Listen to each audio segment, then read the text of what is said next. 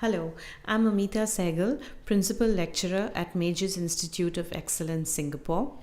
Today, we're going to be looking at weight shifts.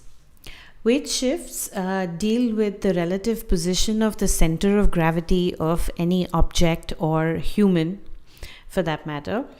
For simple, solid, symmetrical objects, the center of gravity is normally at the geometric center of the object. But if the object does not have a uniform weight distribution or symmetry in its form, then the center of gravity lies closer to where most of the weight is located. In the case of a human standing symmetrically on both feet, the center of gravity tends to lie directly in between the 2 feet. However, if he were to shift his body weight to one side, the center of gravity would accordingly move closer to the foot that's bearing most of the body weight to keep the pose in balance. So here we have it. You can see that the body mass is now equally distributed on either side of this new position of the center of gravity. So now we can start looking at some of the storytelling and key poses of this animation. You have the pose at frame 0, which is a pretty symmetrical pose with the weight equally distributed over both feet.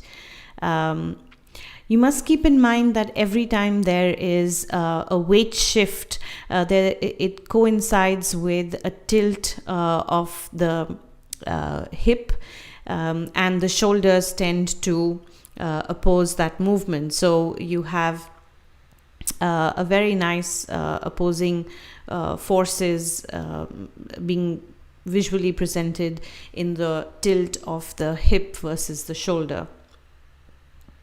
So till frame 11, we're kind of holding the movement. At 23, we have the foot starting to lift off.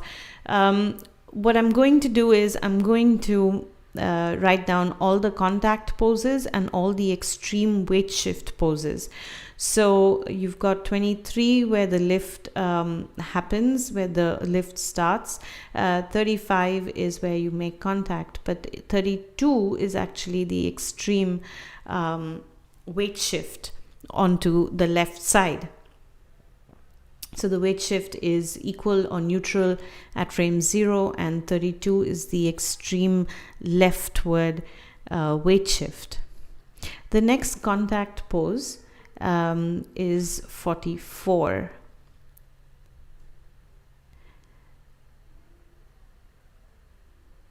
That is when the left foot is being lifted and it makes contact again at frame 57. However, again, if we look at the weight shift, the weight shift is not at the contact pose, because by the time the foot is ready to come down, a few frames before the foot comes down, the weight shift starts to go in the opposite direction. So as such, 52 is where we have the extreme weight shift, and then the weight starts to move towards the foot that's about to make contact. So please keep in mind that the extremes and the contact poses generally do not tend to be the same. But the extreme is a few frames before the foot makes contact. So if the left is about to make contact, the body starts moving over that left leg just a few frames before it makes contact in order to catch the body weight. Okay, so here are most of the key poses. You've got the extreme again at frame 71 before the contact happens at frame 77. And now at 86, and the last frame is simply an adjustment. So it's just a slight shift side to side before the body becomes still again. Okay, so we're going to quickly put down these poses. Frame 11 is pretty much a hold. There hasn't really been too much movement from 0 to 11.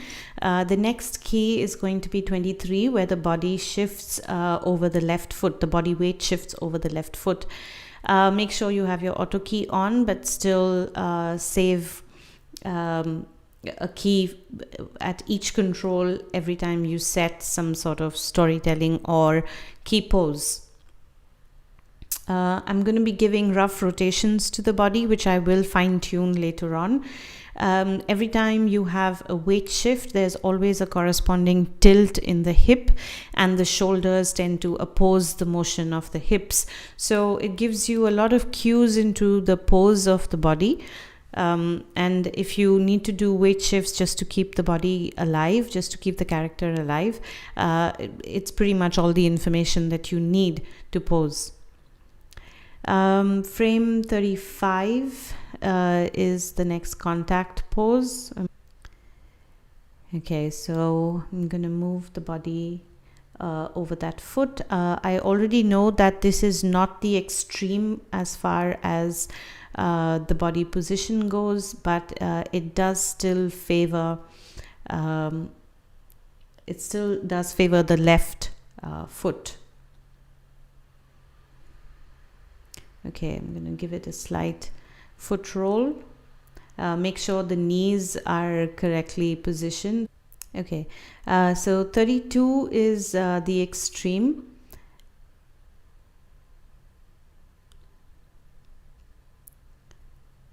So I can see that from 32 onwards, the body actually starts moving towards the right foot, which is going to get placed.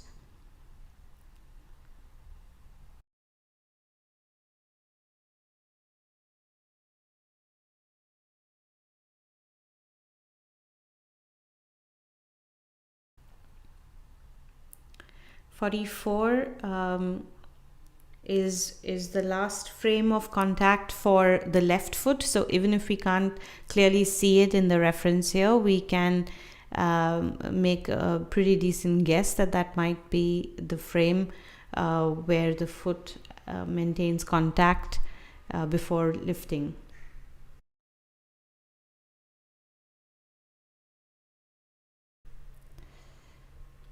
Okay, so I'm going to put a key there. I seem to have run into a gimbal, so I've just used the Euler filter to fix that.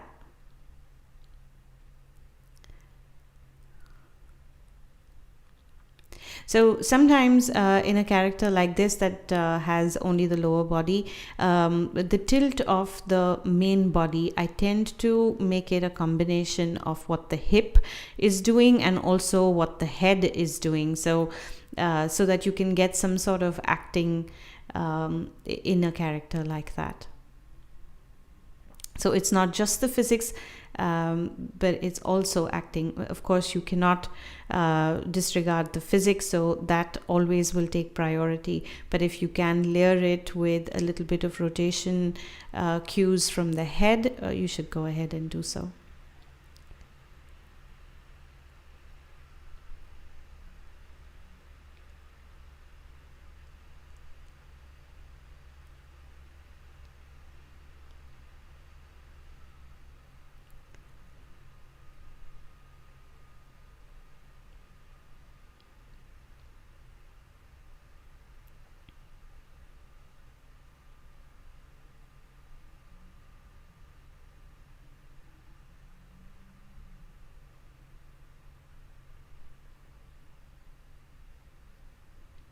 Going to select all controls and save key.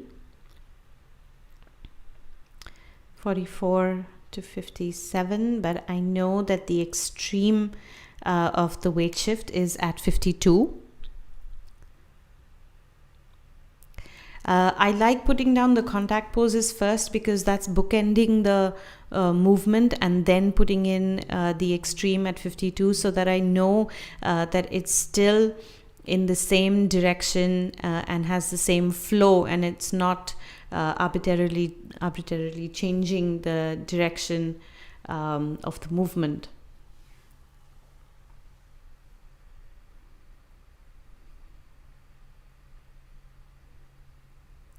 77 is the next contact pose.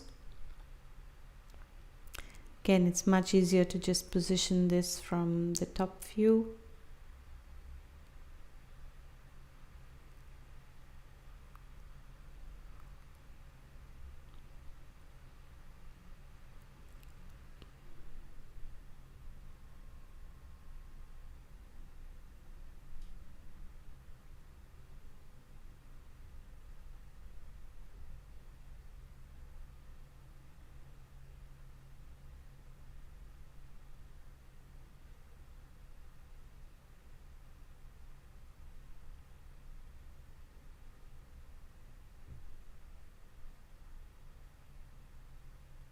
So the extreme of the body weight is at 71.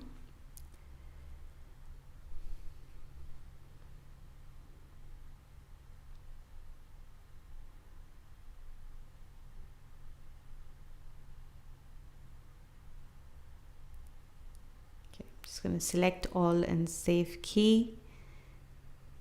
86 is just a small adjustment. So he's not actually lifting his feet anymore, but it's like the last bit of adjustment. Okay, we just make a play blast and see what it looks like. It's pretty crude. It's a very rudimentary animation. It's just got the main key poses. Also, of course, you can see that it's running slightly faster because I have increased the pace of this video. But we will see it at regular pace at the end. So I'm just going to go in and fine tune some of the rotations.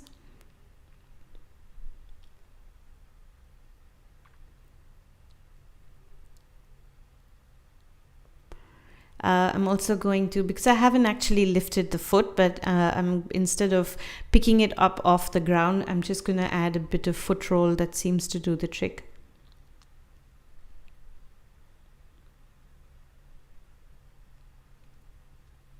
Also, what I'm going to do is I'm going to put on a motion trail and see what the movement is from one point to the other, and I'm going to try and give it a nice arc so that it has a more interesting in between.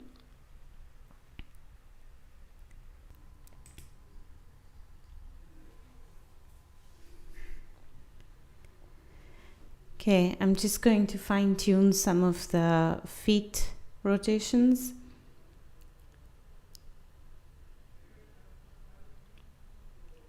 And the body tilts.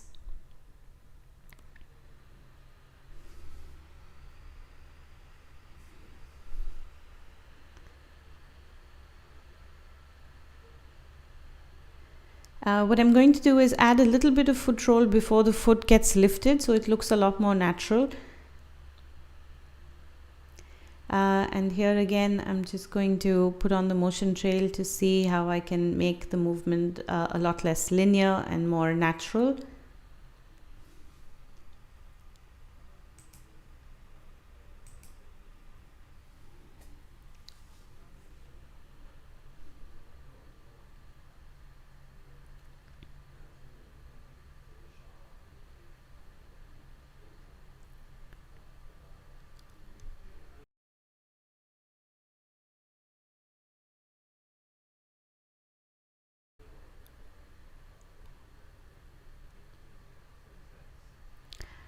Finesse the rotation, mid-step, adjust the knee.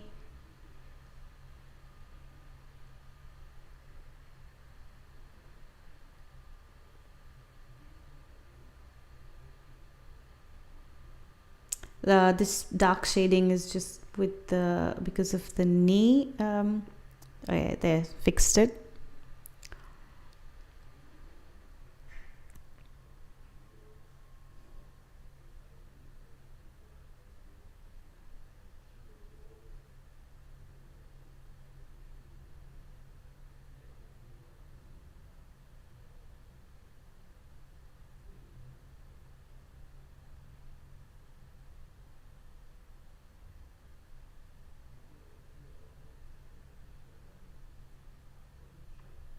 I'm just going to give that slight tilt to the foot. I think it's a good touch. I don't think any of these twist controls is giving me what I need, so I'm just going to rotate the foot a little.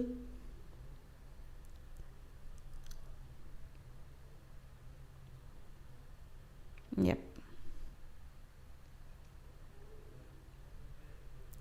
At this point, actually, my file crashed, but we were pretty much done with most of the changes. I just don't like how far apart the feet are at the end. So I'm just going to change that in the graph editor. I'm going to select the last pose and bring in the feet closer. Accordingly, I'm going to adjust the main control as well, so it doesn't move as much from side to side towards the end in the last two key poses. Okay, that should do it. We just take a play blast and see what this thing looks finally. There is a bit of refining you could still do to the rotation, but this does give you a good enough idea of how weight shifts work. They add a lot of believability, they add a lot of weight, and the movement just looks a lot more convincing. Well, hopefully this was good to clear some concepts on weight and believable depiction of weight shifts. Until next time, well, thank you.